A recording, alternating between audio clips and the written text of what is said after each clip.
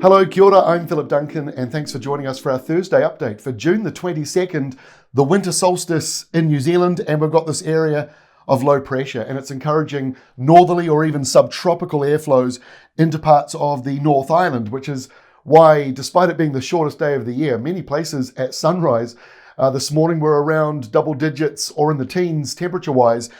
It was frosty in the lower South Island, lighter winds, clearer skies down there, but this low is going to be with the North Island in various shapes over the next week, really. It's going to be sticking around for a while. We've got a cold front moving in to Adelaide, and behind that, some windier conditions as well due to a big area of low pressure down here in the Southern Ocean.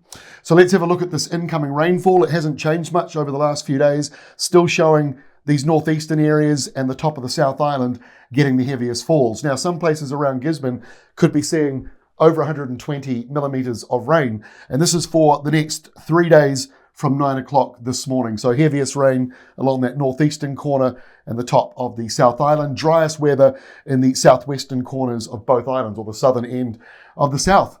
And over in Australia, more rain picking up over the eastern side and around Tasmania. Nothing too huge in there, although some bigger falls down here, getting up around about potentially 60 millimetres over the next 3 days ahead. So here's the forecast. You can see all that low pressure down in the Southern Ocean and the other low up here around the top of the North Island. Now that low around the North Island here on Friday, airflows from the Cook Islands coming down. So another mild start. For those who watched our Climate Watch video, we said this month would lean warmer than average despite the big frosty weather that we saw last week and the week before that. So now we're into this warmer airflow for this time of the year anyway. It's warmer than it should be. It doesn't really change either. Now the lower part of the South Island, not as much in this airflow. It's still somewhat northerly, but you may still get some frosts around, but they're not likely to be overly heavy and serious. The North Island still got this low pressure, a couple of low pressure zones here, and that's going to encourage northeasterly winds. This is a big block of high pressure to the north, but there is that low bringing in the unsettled weather, hugging the coastline of Australia in the south there. And it picks up on Sunday, gale force nor'westers, and it makes it all the way to about New Zealand, not as a windy nor'wester, but a light nor'wester, which will lift up your temperatures in the lower South Island. But that nor'easter, with the rain and showers, carries on for that northeastern corner, and it stays like that into next week. That low is still there. It's weak, and it's sort of moved away. The unsettled windy westerly from Australia still there, and now spreading further into New Zealand. It's still not overly windy for us, but we've got, you'll notice that northwesterly change, I think, around the South Island, Cook Strait areas.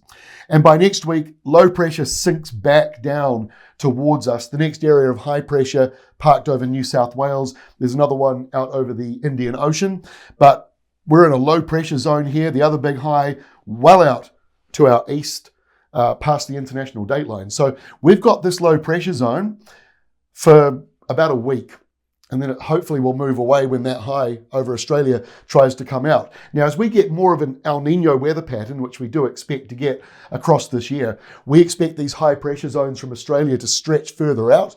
But until they do, we're still in this vulnerable sort of area where we get low pressure zones that aren't really moving very fast at the moment.